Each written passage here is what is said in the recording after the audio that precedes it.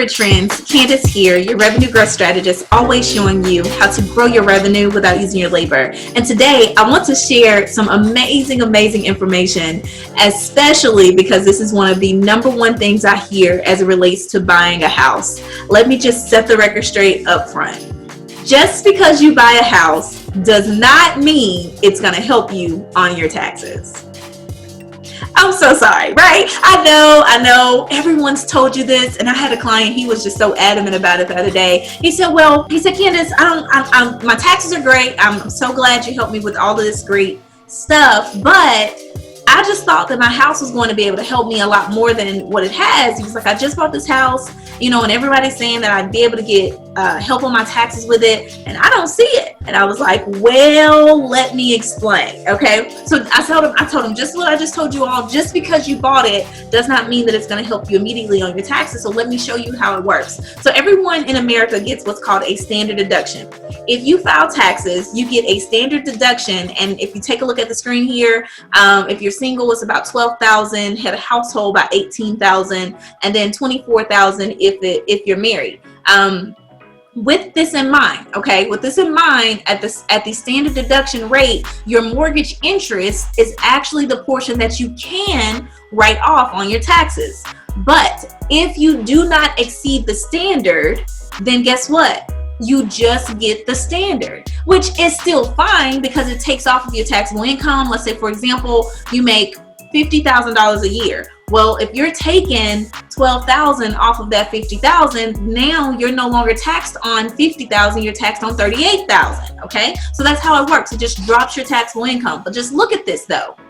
If, let's say, your mortgage interest was $5,000 a year, $5,500 is what I have here. Let's say you gave charity gifts to a nonprofit organization, that's another $5,000. And then let's say you worked from home and you took a couple of those deductions that you qualified for.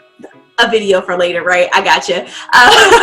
Let's say you took some of those work expenses from you working from home. Guess what? That's another $1,000. That's the total of $11,500. Does that exceed, if you're a single filer, the actual standard? No, it does not exceed the standard. So guess what?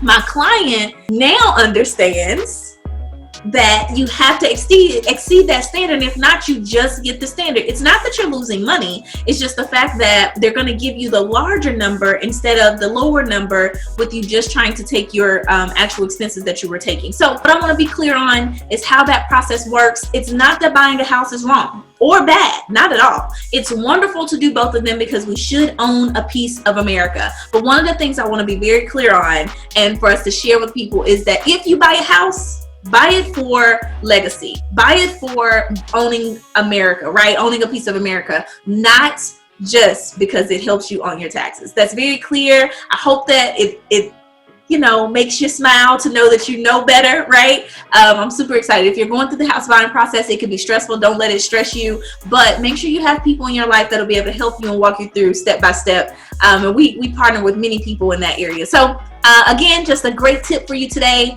Always teaching you how to grow your revenue without using your labor. And that's one of them for sure.